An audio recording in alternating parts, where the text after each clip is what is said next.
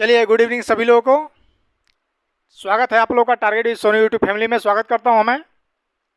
चलिए, जुड़ जाइए सब लोग, लाइव क्लास में जुड़ जाइए और जितना ज़्यादा से ज़्यादा हो सके शेयर कर दीजिए वीडियो को। अपने अपने दोस्तों के पास भी शेयर कर दीजिए, स्टेटस के द्वारा शेयर कर दीजिए। जिस जिस माध्यम से संभव हो सके आप लोग शेयर कर दीजिए ताकि ज़्यादा से ज़्यादा लोगों के पास ये वीडियो पहुँच जाए।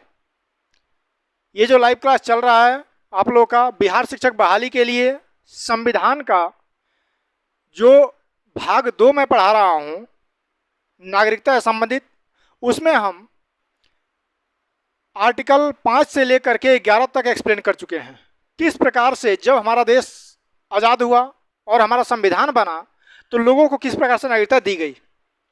आज हम लोग देखेंगे कि उसके बाद, चूंकि अनुच्छेद 11 क्या कहता है कि नागरिकता से संबंधित कुछ भी संशोधन करने का अधिकार संसद के पास होता है, तो कितने संशोधन हुए और क्या क्या संशोधन हुए हैं। ठीक है, चलिए एक बार देख लेते हैं लाइव। जय हिंद, जय हिंद, गुड इवनिंग सभी लोगों को। शेयर कर दीजिए और लाइक करते जाइए, वीडियो को लाइक करते जाइए। ठीक है, लाइक आप लोग नहीं कर रहे हैं, लाइक करते जाइए वीडियो को। चलिए एक बार रिवीजन मार लेते हैं हम लोग नागरिकता से संबंधित सारे अनुच्छेदों को, अनुच्छेद 5 से लेकर के अनुच्छेद 11 तक। आप लोग हमारे साथ रिवीजन कीजिएगा। चलिए, अनुच्छेद 5 क्या कहता है? अनुच्छेद 5 कहता है कि जिस समय हमारा संविधान बना उस समय के पहले अगर कोई भारत में जिसका जन्म हुआ हो उसको नागरिकता दे दी जाएगी। शर्त यह रहेगा कि उसके जन्म के समय उसके माता या पिता कोई भारत में रह रहा हो, या संविधान लागू होने के 5 वर्ष पहले से आप लोग भारत में रह रहे हो, तो अनुच्छेद 5 के तहत आपको भारत का नागरिक मान लिया जाएगा। ठीक है, चलिए अनुच्छेद 6 क्या कहता है? अनुच्छेद 6 कहता है कि वैसे लोग, जब घोषणा हो गया कि अब भारत और पाकिस्तान का बंटवारा होगा, तो पाकिस्तान वाले क्षेत्र से भारत में आए उनको भारत की नागरिकता देने का प्रावधान कौन करता है? अनुच्छेद 6 करता है।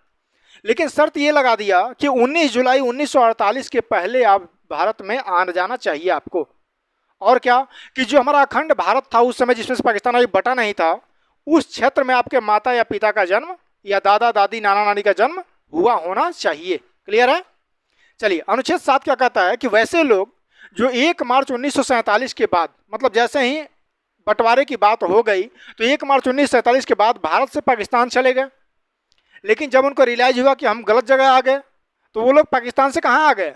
भारत वापस आ गए। 19 जुलाई 1948 के पहले उनको नागरिकता देने का प्रावधान कौन करता है? अनुच्छेद 7 करता है। ठीक है, चलिए अब अनुच्छेद 8 कहता है कि वैसे लोग जो पाकिस्तान को छोड़कर बाकी देशों में रह रहे हों, वो अगर भारत की नागरिकता लेना चाहें तो उनको भी नागरिकता दी जाएगी।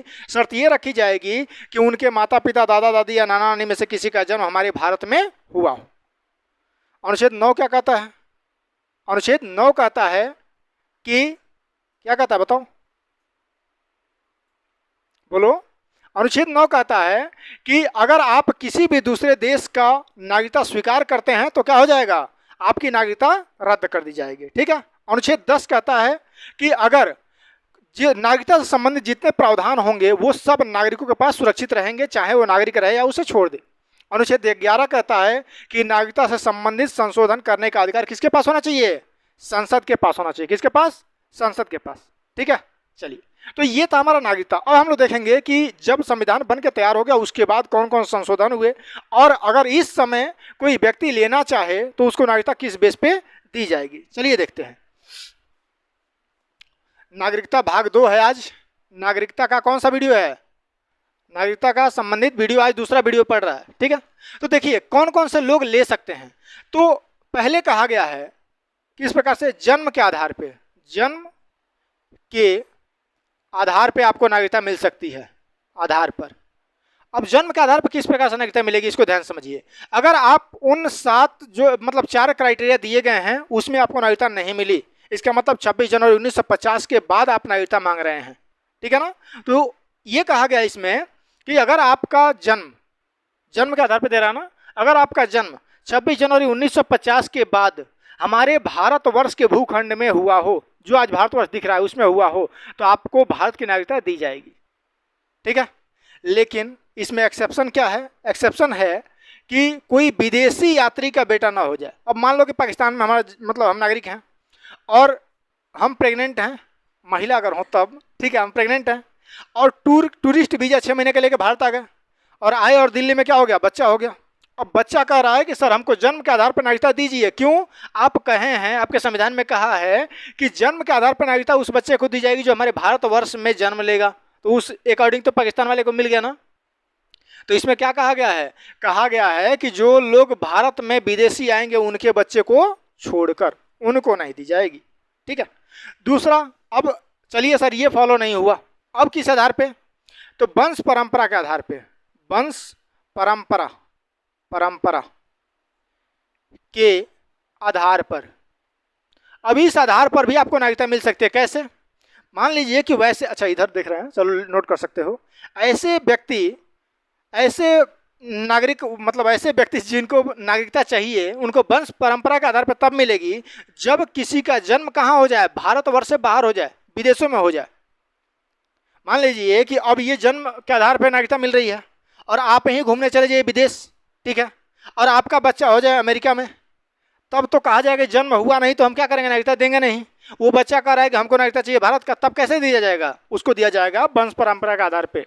अगर किसी का जन्म भारतवर्ष के बाहर हो जाए उसको वंश परंपरा के आधार पर मिलेगा, लेकिन शर्त क्या रहेगी कि माता या पिता में से कोई उसके जन्म के समय भारत का नागरिक हो।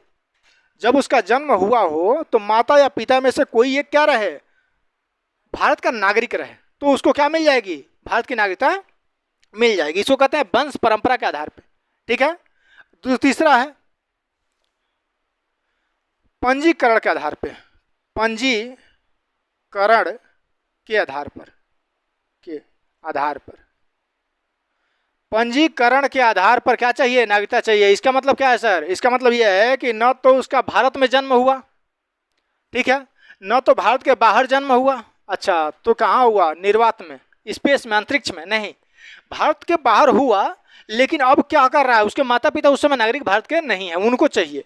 तो इसमें कहा गया ना कि पंजीकरण के आधार पर उनको नागरिकता दी जाएगी जो राष्ट्रमंडल समूह के देश हों।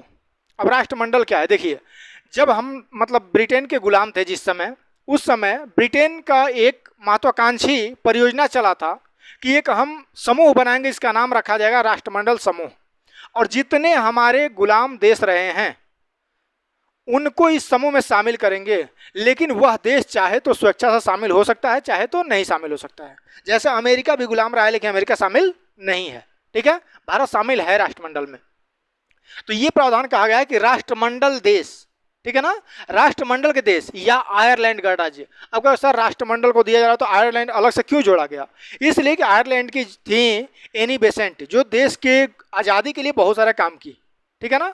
तो या तो आप आयरलैंड के हों या तो आप राष्ट्रमंडल देश के हों, इन दोनों देशों के हों आप, और आप नागरिक भारत के बनना चाहते हैं, तो आपको पंजीकरण के आधार पर क्या की जाएगी, नागरिकता आपको दी जाएगी। क्लियर है ना? पंजीकरण के आधार पर नागरिकता। तो सर इसका मतलब यह है कि नागरिकता दे दी जाएगी, ऐसे ही नहीं, नागरिकता ऐसे नहीं दी जाएगी। आपको 7 वर्ष भारत में रहना होगा। कितने वर्ष? 7 वर्ष भारत में लगातार रहना होगा, तब जाके आपको क्या मिलेगा, पंजीकरण के आधार पर नागरिकता मिलेगा। और किसको मिल सकता है सर? तो और वैसी महिला को मिलेगा, वैसी विदेशी महिला को मिलेगा जो भारतीय पुरुष से शादी करेंगी, भारतीय पुरुष से शादी करेंगे, उनको क्या मिलेगा, पंजीकरण के आधार पे नागरिकता मिलेगा। चलिए देखते हैं जन्म के आधार पे, जन्म के आधार पे किनको मिलेगा? ऐसे व्यक्ति जिनका जन्म भारतवर्ष के मतलब अंदर हुआ हो, भारत में हुआ हो, उनको जन्म के आधार पर नागरिकता दी जाती है। लेकिन उसमें एक्सेप्शन में कौन है? विदेशी टूरिस्ट हैं जो भारत में घूमने आए, उनका क्या हो गया, बच्चा हो गया, इनको नागरिकता नहीं दी जाएगी। वंश परंपरा के आधार पे ऐसे व्यक्ति जिनका जन्म भारतवर्ष के बाहर हो, उनको वंश परंपरा के आधार पर दी जाएगी। लेकिन शर्त ये है, क्या शर्त है, क्या शर्त है बोलो? उनके माता पिता में से कोई भी एक, माता या पिता में, सच एक चीज ध्यान रखना कि जब पहला अमेंडमेंट हुआ था, नागरिक संशोधन हुआ था 1955 में, 1955 में पहला हुआ था बाबू, ठीक है ना। तो उस समय कहा गया था केवल पिता के बारे में, कि जब जन्म होता है किसी बच्चे का बाहर तो उसके पिता भारत का नागरिक, माता के नाम पे नहीं था, ठीक है ना। लेकिन अब क्या हो गया है, माता या पिता दोनों में से कोई एक भारत का नागरिक हो तो उसको क्या मिल जाएगा, भारत की नागरिकता। जैसे एग्जाम्पल देखा जाए तो सानिया मिर्जा का विवाह कहाँ हुआ है, पाकिस्तान में, ठीक है ना, पाकिस्तान में हुआ है। और सानिया मिर्जा का जो बच्चा हुआ है वो अगर चाहे भारत की नागरिकता लेना तो उसको किस आधार पर दिया जाएगा? वंश परंपरा के आधार पे, वंश परंपरा के आधार पे। कारण ये है कि सानिया मिर्जा उस बच्चे की माँ हैं और अभी भारत की नागरिक हैं, जन्म के समय भारत के नागरिक हैं, तो क्या मिल जाएगा उसको? वंश परंपरा के आधार पर नागरिकता मिल जाएगा। तीसरा क्या है? पंजीकरण। पंजीकरण में कौन कौन है बाबू? देख लो, पंजीकरण में राष्ट्रमंडल देश, राष्ट्रमंडल देश, राष्ट्रमंडल देश, ठीक है। उसके बाद कौन है? Ireland, Ireland.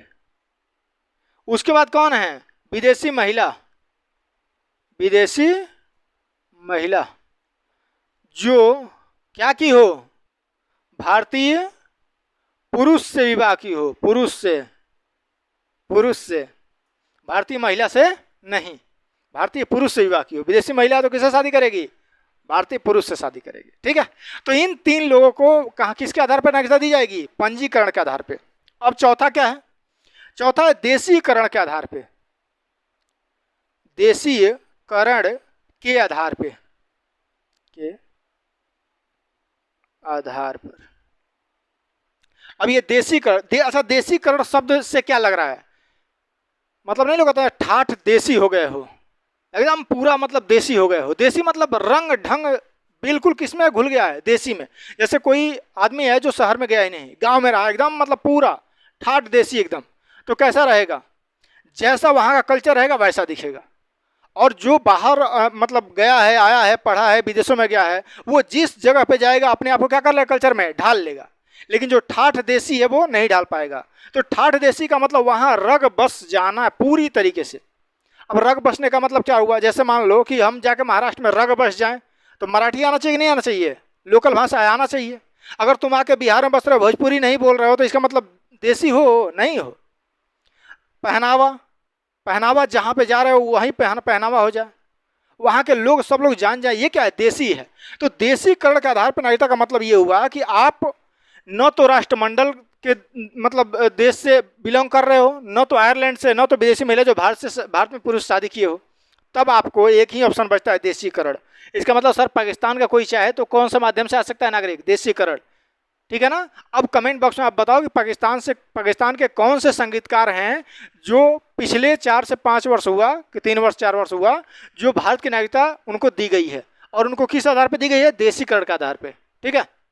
चलिए, तो इसका मतलब क्या होता है? इसका मतलब ये होता है कि अगर कोई व्यक्ति लगातार भारत में 12 वर्षों तक रहे, पहले ये कितना दिया गया था? 5 वर्ष, तब किया गया 7 वर्ष, तब किया गया 10 वर्ष, तब किया गया है 12 वर्ष। 12 वर्षों तक लगातार भारत में रहे। दूसरा क्या हो? एक भारत का लोकल भाषा वो जानता हो, जहाँ पे रह रहा है ना वहाँ का लोकल भाषा। बिहार में रह रहा है तो भोजपुरी, मुंबई में रह रहा है मराठी, लोकल भाषा पे उसका क्या हो? पकड़ हो। तब उसको मान लिया जाएगा कि यह देशीकरण हो गया है, मतलब ये भारत में रग बस गया है, तो इसको किस आधार पर नागरिकता दी जाएगी? देशीकरण के आधार पर दी जाएगी। यहाँ पे कोई शर्त नहीं है माता पिता का जन्म कहाँ हुआ हो, मतलब पाकिस्तान का कोई चाहे तो देशीकरण के आधार पर आएगा। उसके बाद आता है अर्जित भूभाग के आधार पर, अर्जित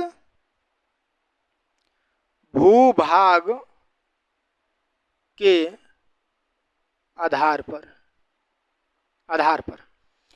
मात्रा उतरा इधर उधर जाता रहता है तो उसमें ध्यान देने की जरूरत आप लोगों को नहीं है, ठीक है। अर्जित भूभाग के आधार पे, इसका मतलब क्या हुआ? इसका मतलब ये हुआ कि अगर भारत किसी दूसरे देश को, दूसरे देश के किसी भाग को अपने क्षेत्र में शामिल कर लेता है तो वहाँ के सभी नागरिक अपने आप भारत के नागरिक हो जाएंगे। और किस आधार पे होंगे? अर्जित भूभाग के आधार पे।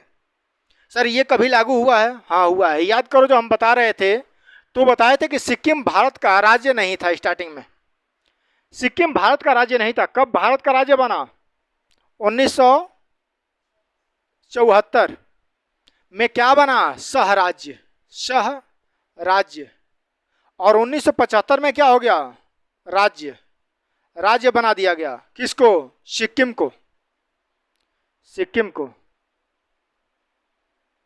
तो जो सिक्किम के नागरिक रहे होंगे उस समय, वो अपने आप भारत के नागरिक बन गए। किस आधार पे? अर्जित भूभाग के आधार पे, ठीक है। सिक्किम के नागरिक क्या बन गए? अर्जित भूभाग के आधार पे अपने आप नागरिक बन गए। क्लियर है? तो ये 5 हम लोग देख लिए। कौन कौन सा? जन्म के आधार पर नागरिकता, वंश परंपरा के आधार पर नागरिकता, पंजीकरण के आधार पर नागरिकता, देशीकरण के आधार पर नागरिकता और अर्जित भूभाग के आधार पर नागरिकता। अब इससे बाहर नहीं लग रहा है कि कोई नागरिकता देने का प्रावधान होगा, ठीक है ना। इससे बाहर कोई हमको नहीं लग रहा है कोई नागरिकता देने का प्रावधान होगा। अगर बचा होगा तो बताना कि कितना, मतलब कोई ऐसा हो, जैसे देखो जन्म अगर भारत में हो रहा है तब नागरिकता मिल गई जन्म के आधार पे। वंश परंपरा अगर बाहर हो गया तो आपको क्या मिल गई, नागरिकता मिल गई। पंजीकरण के आधार पे नागरिकता मिल गई, मतलब राष्ट्रमंडल देश का, आयरलैंड का और विदेशी महिला का। देशीकरण के आधार पे अगर इनमें से कोई क्राइटेरिया फॉलो नहीं होता है और आप राष्ट्रमंडल देश से नहीं हो, आप भारत में जन्म नहीं हुआ है, विदेशों में जन्म नहीं हुआ है, जब आपके माता पिता यहाँ के नागरिक रहे हों, तो उस आधार पे देशीकरण, मतलब पाकिस्तान, बांग्लादेश, इन सब से जो लोग आएंगे वो किस आधार पे आएंगे, देशीकरण के आधार पे। शर्त क्या रहेगी, 12 वर्ष भारत में रहो और एक लोकल लैंग्वेज पे आपका कमांड होना चाहिए। दूसरा नेक्स्ट है अर्जित भूभाग के आधार पे। अगर भारत किसी भी बाहरी क्षेत्र को अपने अंडर मिला लेता है तो उसका टोटल जो मतलब नागरिक होंगे वो अर्जित भूभाग के आधार पे क्या हो जाएंगे, भारत के नागरिक हो जाएंगे। चलिए इसको नोट कर लीजिए, ठीक है, नोट हो गया होगा। चलिए अब देखते हैं कि सर ये नागरिकता लेने का प्रावधान है, अब नागरिकता किस आधार पर हमारी जा सकती है, बात समझ में आ रहा है ना। मतलब अगर कोई व्यक्ति है उसकी नागरिकता किस प्रकार से खत्म हो सकती है, तो ये 3 प्रकार से खत्म हो सकती है। कितने प्रकार से, 3 प्रकार से। कौन कौन, पहला, अगर आप किसी दूसरे देश की नागरिकता स्वीकार कर लो। मान लो कि आप क्या कर लो, आप किसी दूसरे देश की नागरिकता स्वीकार कर लो,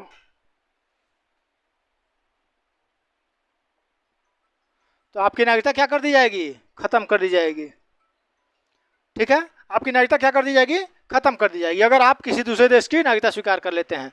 मतलब भारत सरकार को अगर पता चल जाए कि आप किसी दूसरे देश की नागरिकता स्वीकार कर लिए हैं तो आपकी नागरिकता भारत की खत्म कर ली जाएगी। अब देखिए आपको याद होगा एक साल हुआ या 2 साल हुआ, अचानक ये हल्ला हुआ कि अक्षय कुमार कनाडा के नागरिक हैं, याद है ना, न्यूज में जाके देख लीजिए, कनाडा की नागरिकता उनके पास है।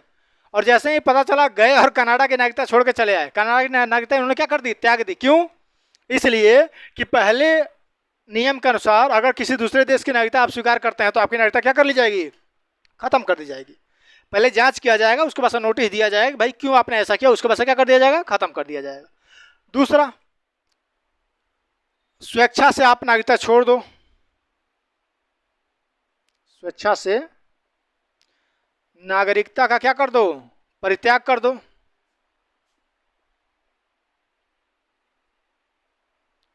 नागरिकता का परित्याग कर दो खुद कि भाई हम भारत के नागरिक नहीं रहना चाहते हैं। इस प्रकार से आपकी जो मतलब नागरिकता होगी वो समाप्त मान ली जाएगी।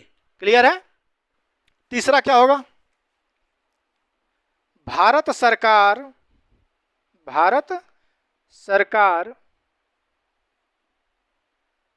आपकी नागरिकता छीन ले। अच्छा, ये भी हो सकता है कि भारत सरकार क्या कर सकती है, हमारी नागरिकता छीन सकती है। कब, जब उसको पता चल जाए कि आप किसी देशद्रोही जैसा कोई व्यवहार कर रहे हैं, देश के विरुद्ध षड्यंत्र रच रहे हैं, कोई ऐसा आपराधिक षड्यंत्र रच रहा है जिससे देश की एकता और अखंडता क्या हो जाए, आँच आ जाए, तो उस समय क्या किया जाएगा, भारत आपकी नागरिकता छीन सकता है। ठीक है, तो ये 3 प्रकार की क्राइटेरिया है जिसमें क्या किया गया है, भारत की नागरिकता संबंधित प्रावधान दिए गए हैं। हम लोग क्या पढ़े, नागरिकता का अनुच्छेद किस किस में उल्लेख है, 5, 6, 7, 8, 9, 10 से 11 में। ठीक है, उसके बाद हम लोग क्या पढ़े, किस प्रकार से नागरिकता हमको अब लेना हो तो मिल सकता है। तो उसका हमने 5 देखा, जन्म के आधार पर, वंश परंपरा के आधार पर, पंजीकरण के आधार पर, देशीकरण के आधार पर और अर्जित भूभाग के आधार पर। उसके बाद देखा गया कि किस प्रकार से नागरिकता खत्म हो सकती है। तो हमने क्या देखा, किसी विदेशी देश का मतलब किसी फॉरेन कंट्री का अगर नागरिकता आप ले लेते हो तो क्या हो जाएगी, आपकी नागरिकता भारत सरकार द्वारा रद्द कर दी जाएगी। दूसरा, आप स्वेच्छा से कह दो कि हम भारत के नागरिक नहीं रहेंगे तब।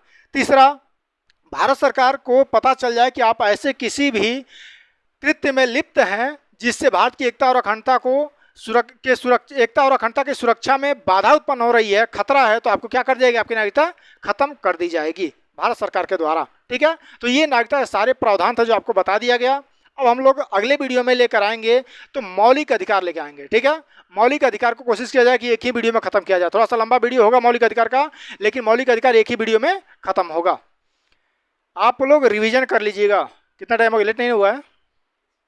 चलिए एक बार रिवीजन करते हैं। आर्टिकल 1 से स्टार्ट करो साथ में। चलो सब लोग, तुम लोग भी आर्टिकल 1 से निकाल लो कॉपी।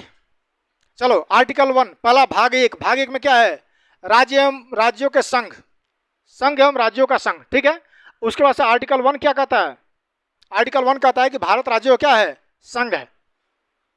आर्टिकल 2 क्या कहता है कि भारत में बाहर से कोई भी क्षेत्र शामिल करना हो तो भारत के अंदर शामिल किया जा सकता है, अनुच्छेद 2 के तहत। अनुच्छेद 3 क्या कहता है कि भारत के अंदर 2 या 2 से अधिक राज्यों को मिलाकर नए राज्य का निर्माण करना, 2 या 2 से अधिक राज्यों के भागों को मिलाकर नए राज्य का निर्माण करना, एक राज्य को तोड़कर कई भागों में राज्यों का निर्माण करना या नामों में परिवर्तन करना अनुच्छेद 3 का काम है। अनुच्छेद 4 क्या कहता है, अनुच्छेद 4 कहता है कि उपर्युक्त 2 या 3 के अनुसार अगर परिवर्तन करना हो तो साधारण बहुमत की आवश्यकता होती है, संसद में विशेष बहुमत की आवश्यकता नहीं होती है। आते हैं नागरिकता, भाग 2 नागरिकता। क्वेश्चन सीधा सीधा पूछ सकता है, नागरिकता का प्रावधान किस भाग में किया गया है? अनुच्छेद 5 से लेकर 11 तक। अनुच्छेद 5 क्या कहता है, अनुच्छेद 5 कहता है कि संविधान लागू होने के दिन, संविधान लागू होने के दिन के पहले आपका जन्म अगर भारत में हुआ, आप भारत के नागरिक मान लिए जाएंगे यदि आपके माता पिता भारत के हों। ठीक है, या आप 5 साल पहले से भारत में रह रहे हों। अनुच्छेद 6 क्या कहता है कि वैसे लोग जो पाकिस्तान से, जब बंटवारे की बात हो गई तो पाकिस्तान से छोड़कर भारत आ गए, 19 जुलाई 1948 के पहले उनको भारत की नागरिकता दे दी जाएगी। अनुच्छेद 7 क्या कहता है, वैसे लोग जो भारत से पाकिस्तान चले गए, जब बंटवारे की बात हुई तो 1 मार्च 1947 के बाद, और जैसे ही उनको रियलाइज हुआ कि अब वापस आना चाहिए तो फिर वापस आ गए पाकिस्तान से भारत, लेकिन 19 जुलाई 1948 के पहले आए हों, उनको अनुच्छेद 7 के तहत क्या की जाएगी, नागरिकता दी जाएगी। अनुच्छेद 8 क्या कहता है, अनुच्छेद 8 कहता है कि वैसे लोग जो पाकिस्तान को छोड़कर विदेशों में रह रहे हों, उनको भारत की नागरिकता लेने का मन है तो उनको भारत की नागरिकता दी जाएगी। शर्त एक है कि उनके माता पिता, दादा दादी या नाना नानी किसी का जन्म भारत में हुआ हो। ठीक है, अब अनुच्छेद 9 क्या कहता है, अनुच्छेद 9 कहता है कि अगर आप किसी विदेश की नागरिकता स्वीकार करते हैं तो भारत की नागरिकता आपकी क्या हो जाएगी, रद्द हो जाएगी। यही कहता है जी, क्या कहता है अनुच्छेद 9 क्या कहता है, अगर आप भारत के नागरिक हैं और किसी विदेश दूसरे जगह की नागरिकता स्वीकार करेंगे तो क्या हो जाएगी, आपकी नागरिकता रद्द मान ली जाएगी। अनुच्छेद 10 क्या कहता है, अनुच्छेद 10 कहता है कि नागरिकता संबंधित सारे प्रावधान किसके पास रहेंगे, नागरिकों के पास रहेंगे। और यह अनुच्छेद 11 कहता है कि नागरिकता संबंधित संशोधन करने का अधिकार संसद के पास होगा। ठीक है, ये सब कुछ आज खत्म हुआ। चलिए हम लोग नेक्स्ट वीडियो में मिलते हैं। लाइव में जुड़े आप लोग, बहुत खुशी हुआ जब लाइव में आप लोग जुड़िए तो आप वीडियो को लाइक कर दीजिए और पूरा वीडियो देखिए। कई लोग लाइव में आते हैं और आकर के थोड़ा सा वीडियो देख करके क्या होते हैं, वापस चले जाते हैं। देखिए दवा जो होती है ना, थोड़ी सी होती है और कड़वी होती है। कभी मीठा दवा नहीं होता, बच्चों को पिलाने के लिए मीठा दवा यूज किया जाता है, वो भी गवर्नमेंट रोक रही है कि वो काम उतना अच्छे से नहीं करता है। तो हो सकता है कि मज़ा नहीं आ रहा हो, रील वगैरह देखने में मज़ा आ रहा हो आप लोगों को। इसको पढ़िए इसलिए कि आप ही के लिए है, और विश्वास रखिए कि बिहार शिक्षक बहाली तो छोड़िए, 30 सितंबर को बिहार PCS 69वीं का एग्जाम होगा, उसमें भी आप फाइट करेंगे। हम ही फॉर्म भरवाएंगे आप लोगों का। शिक्षक बहाली के बाद तुरंत एग्जाम दीजिए, फाइट कीजिए BPSC में। ठीक है, चलिए मिलते हैं नेक्स्ट वीडियो में। जय हिंद, जय भारत।